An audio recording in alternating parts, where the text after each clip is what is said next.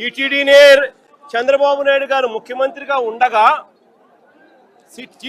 ఇది CBI charge షీట్లో mention చేసింది. చంద్రబాబు నాయుడు గారు ముఖ్యమంత్రిగా ఉండగా 27/7/2024 అంటే చంద్రబాబు నాయుడు ముఖ్యమంత్రిగా ఉండగా జూలైలో టీటీడీ వాళ్ళు 4 ట్యాంకర్లు ఏదైతే ఉన్నాయో ఆ ట్యాంకర్లను రిజెక్ట్ చేసినారు. ఆ రిజెక్ట్ చేసిన ఆ ట్యాంకర్లు మళ్ళీ ఇదే చంద్రబాబు నాయుడు గారి ముఖ్యమంత్రిగా పరిపాలన చేస్తా ఉన్న ఇదే పీరియడ్లోనే అవే ట్యాంకర్లు తిరిగి మళ్ళా వెనక్కి వెళ్ళిపోయి మళ్ళీ టీటీడీలోకి ప్రవేశించాయి. దొడ్డిదారున మళ్ళీ టీటీడీలోకి వేరే వాళ్ళ పేరుతో మళ్ళీ ప్రవేశించాయి. దాన్ని టీటీడీ యాక్సెప్ట్ చేసింది. అవే ట్యాంకర్లు లడ్డూ తయారీకి కూడా వాడారు అని చెప్పి ఏకంగా సిబిఐఏ చంద్రబాబు నాయుడు గారి ప్రభుత్వం మీద వాళ్ళు చేసిన తప్పుల మీద వాళ్ళు చేసిన అన్యాయం మీద ఏకంగా సిబిఐఏ ఛార్జ్ షీట్లో వేసింది.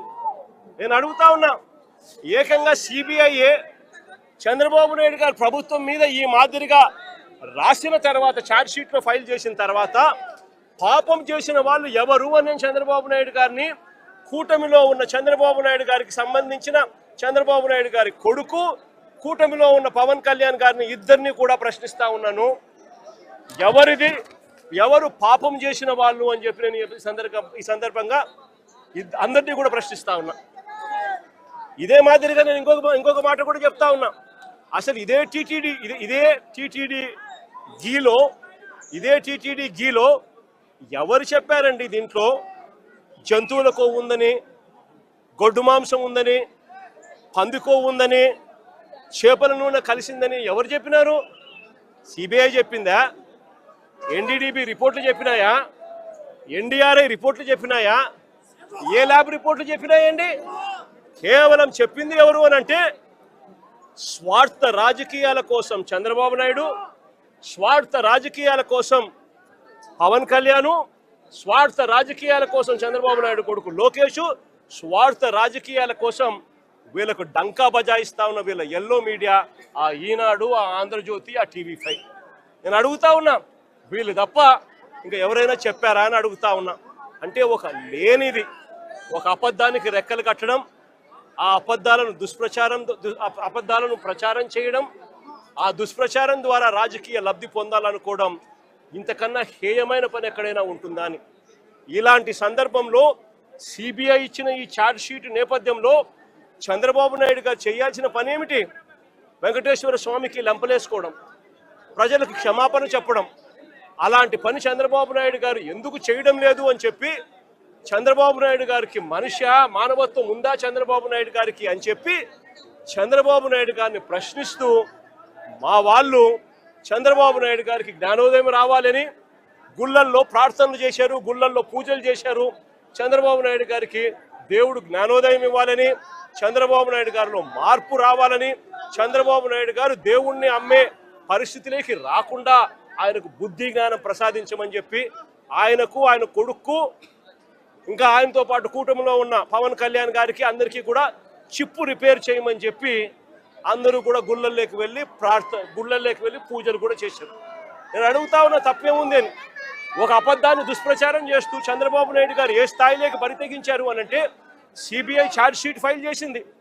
ఎక్కడా కూడా సిబిఐ చేసింది తప్పు చంద్రబాబు నాయుడే అని చెప్పి అంతో ఇంతో చెప్తా ఉంది. కానీ ఎక్కడా కూడా వైఎస్ఆర్సీపీకి సంబంధించిన భూమన కరుణాకర్ రెడ్డి గారిని కానీ, వైవి సుబ్బారెడ్డి గారిని కానీ ఎవరిని కూడా తప్పుగా చేశారు అని చెప్పి ఎక్కడా చెప్పడం లేదు.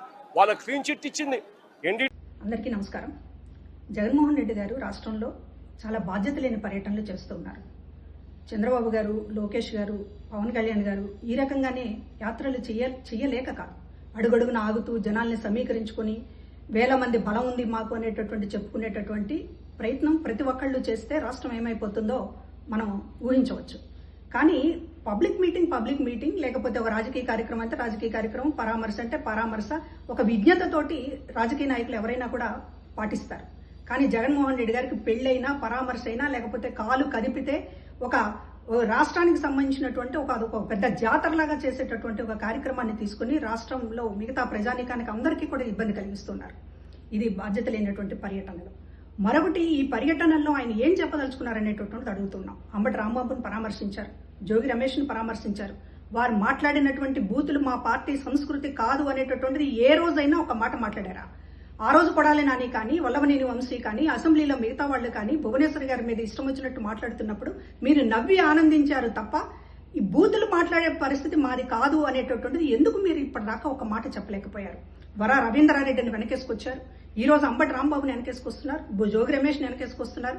అంటే వైసీపీ పార్టీ బూతుల సంస్కృతి కలిగినటువంటి పార్టీ, సమర్థించేటటువంటి పార్టీ అని జగన్మోహన్ రెడ్డి గారు 1000కి 1,00,000 సార్లు చెప్పకనే చెప్తున్నారు. ఇది ప్రజలు గమనించుకోవాల్సినటువంటి విషయం. మరొకటి, ఈయన జనం ముందు చేతులెత్తి దండం పెట్టే ముందు ఒకటి ఆయన చెప్పాల్సినటువంటి అవసరం ఉంది. చేతులు ఎత్తి మొక్కే ముందు ఆ దేవుడి ముందు, అదేవిధంగా కోట్లాది మంది ఆంధ్ర ప్రజల ముందు తిరుమల లడ్డూ విషయంలో మీ పాలనలో ఎందుకు ప్రసాదాన్ని ఒక విష రసాయనాలతో నింపారనేటటువంటి చెప్పాల్సినటువంటి అవసరం ఉంది. మీ పాలనలో జరిగినటువంటి కాలకూట విషం తిరుపతి బాలాజీ లడ్డూ పేరుతోటి మొత్తం దేశమంతా పంచారే, దానికి సంబంధించినటువంటి సమాధానం చెప్పకుండా మీరు మంది మార్బలాన్ని పోగేసుకుని నేను ఏం చేసినా చెల్లుతుంది అనేటటువంటి మాట మాట్లాడితే ఇక్కడ చూస్తూ ఊరుకోవడానికి ఆంధ్ర ప్రజలు పిచ్చి వాళ్ళు కాదు. ఇవాళ మీరు సమాధానం చెప్పాల్సినటువంటి అవసరం ఉంది. మీరు ముఖ్యమంత్రి కాదు, 11 స్థానాలకి పడిపోయి జవాబుదారితనంగా ఉన్నటువంటి నాయకుడు. మీ పాలనలో జరిగినటువంటి పాపాల చిట్టా ఒక్కొక్కటి బయటపడుతూ ఉంటే దాని మీద ఒక్కరోజు కూడా ప్రజల ముందు మాట్లాడరు, మీడియా ముందు మాట్లాడరు. ఎదురుదాడి తప్ప ఒక్క ఆరోపణకి, ఒక్క ఆధారాలకి మీరు ఈ రోజున సమాధానం చెప్పేటటువంటి పరిస్థితి లేదు. ఇది ఏంటి? మీరు బుల్డోజ్ చేసుకుంటూ పోతారా? ప్రజల అభిప్రాయాలను బుల్డోజ్ చేసుకుంటూ పోతారా? లేకపోతే సిట్ నివేదికల్ని, సిబిఐ నివేదికల్ని అన్నింటినీ బుల్డోజ్ చేసుకుంటూ పోతారా? మీ మందబలం అనేటటువంటి దాన్ని ఏదో చూపిస్తూ మొత్తం మీ చుట్టూ కూడా ఒక భ్రమల రాజకీయాన్ని తిప్పుతా ఉన్నారు. ప్రజల ముందు మీరు ఎప్పటికప్పుడు జవాబు చెప్పాల్సినటువంటి అవసరం ఉంది. ఈ రోజు మేము అడుగుతూ ఉన్నాం, కల్తీ లడ్డు విషయం మీరు సమాధానం చెప్పండి. అదేవిధంగా బూతుల సంస్కృతి మీ పార్టీదా? చెప్పండి.